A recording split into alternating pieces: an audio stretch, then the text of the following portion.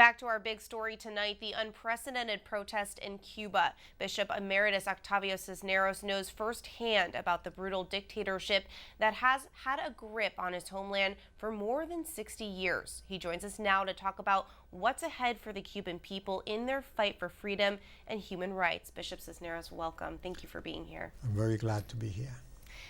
You left Cuba when you were a teenager, and you have deep ties to the country. Can you talk about what it's like for the people there right now?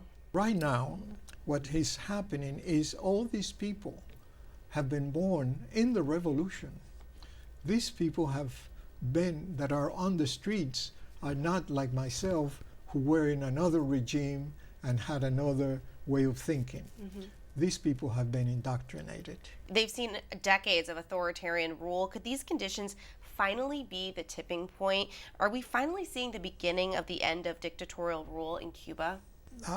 Unfortunately, I'm a priest, not a prophet, so I cannot see ahead. Actually, expect that, I'm optimistic in that area, and I hope this is a first step. But the people are there because right now they don't want to leave Cuba. See, that's something that we should take into consideration. The people on the streets on Sunday, they're not the people saying, we want to leave Cuba, we want to go to Miami, we want to go to Spain, we want to leave Cuba. No, they're saying, we're Cubans and we demand, the basic rights, because so many were dying in the hospitals because of COVID-19. And there are no medicines, there are no vaccines, there is no oxygen, etc. There is no food, okay? The government changed the exchange of the dollar and the euro into a Cuban peso, which now is the only one to be used to obtain the basics, and the basics are very high and they cannot afford it. So the people are hungry. They're fighting for so many things. How optimistic are you about the outcome? The outcome, I just hope that it can be done through peaceful dialogue. And so what the outcome will come, I don't know. There was some declarations by the president asking those who were communist and faithful to the revolution to go into the streets. That is putting a match.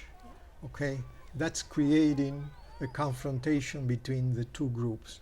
When that happens, then blood becomes to be shed. Yeah. Then you have to send the military to put peace, and you never know what's going to happen. So I hope that peace prevails, and that the government itself comes to realize that if any good is going to happen for the country, there has to be a peaceful.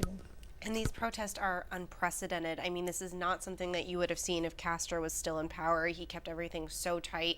I mean, how did this happen? People are hungry. People are sick. People had enough of everything, yeah. What do we have to lose? They're desperate. This is my country, this is my house, and I have nothing. So what can I do? Go to the streets and shout. Bishop Cisneros, thank you so much for being with us and for sharing your insights. You're welcome.